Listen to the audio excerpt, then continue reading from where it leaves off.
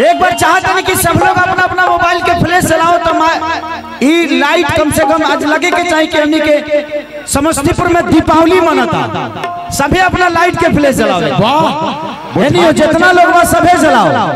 हम चाहते हैं कि प्यार आज ना सदियों तक यूट्यूब पर जावा लोग कहे कि समस्तीपुर में एगो कार्यक्रम भई रहे कि हाँ दीपावली मना रहे धरती से जेकरा लगे मोबाइल बस सबे तनी ऊपर करके एक बार लाइट जला दे।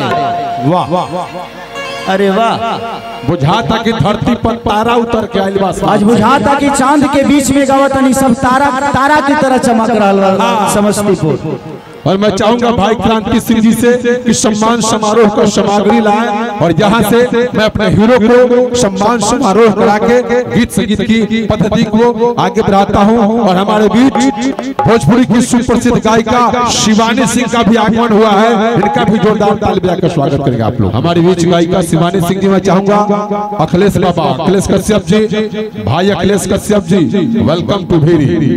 मेरे भाई का भी स्वागत हो, बहुत अच्छे गीतकार। और बड़े भैया विकास सिंह वीरप्पन का भी स्वागत हो।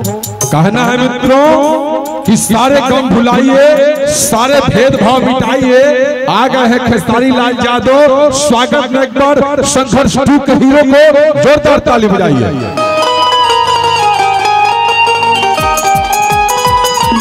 और सब लोग बैठ जाए।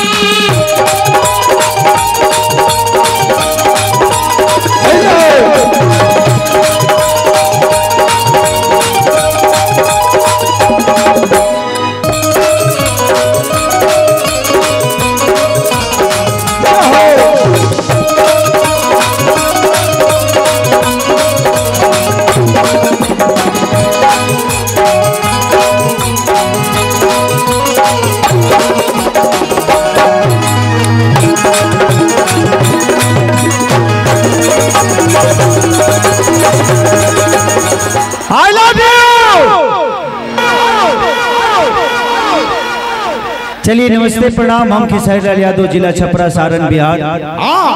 जितना लोग हमके प्यार कर ले वाला बा, जे भी हमके आशीर्वाद देवे वाला बा, ये स्टेज रुआ सबके पैर है, वो सबके हाथ रुआ लगे बा। एक बार आशीर्वाद ताली बजा के दे दी, जोरदार ताली से।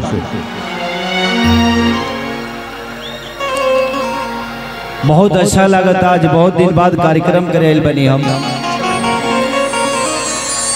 बहुत पहले एक बार समस्तीपुर में कार्यक्रम रहे हमारे, ठंडा के दिन रहे और फ्लाइट कैंसिल हो गई। सारा फ्लाइट कैंसिल हो गई पटना के। हम कलकत्ता उतरनी, कलकत्ता से बाई रोड निकलनी, लेकिन पहुंच ना पैनी। वो कसर हमरा आजो भी याद बा। जे वो सबसे क्षमा प्रार्थी बनी में हमार कोनो दोष ना रहे। फ्लाइट के वजह से सब प्रॉब्लम भइल। कुहासा के दिन रहे। हम पहुंचनी 4 बजे सवेरे, तब तक लेता टेंट सब लोग लेके निकल गए अपना अपना घर है। लेकिन चलिए आज बड़ा अच्छा लगता। रतरवा से भी जानते बनी कि हमारे जीवन का रहे। ऐसा केहू नहीं के जे ना जानत हो के जे खेसरिया का रहे आज का बा। और वो सबके प्यार और आशीर्वाद के बदौलत।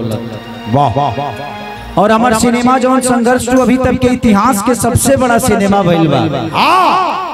और वह सबके शहर में भी रिलीज हो गई बा। तो लोग जरूर देखा भी को बहुत सामाजिक आवो तनियो है। ऐसा नहीं के जना भाई।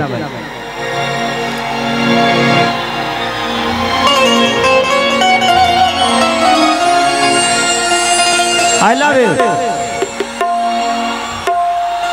एक बार चाहते हैं कि सब लोग अपना अपना मोबाइल के फ्लैश चलाओ तो ई लाइट कम से कम आज लगे के चाहिए कि हमनी के समस्तीपुर में दीपावली मनाता सभी अपना लाइट के फ्लैश चलाओ। वाह, जितना लोग वह सभी चलाओ।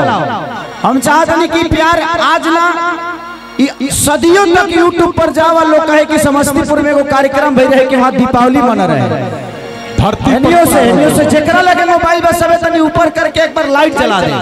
वाह वाह, अरे वाह, बुझाता कि धरती पर तारा उतर के आइल बा। आज बुझाता कि चांद के बीच में गावतनी सब तारा तारा की तरह चमक रहा समस्तीपुर। एक बार वो लोग अपना खातिर एकदम जोरदार हल्ला करके ताली बजाए।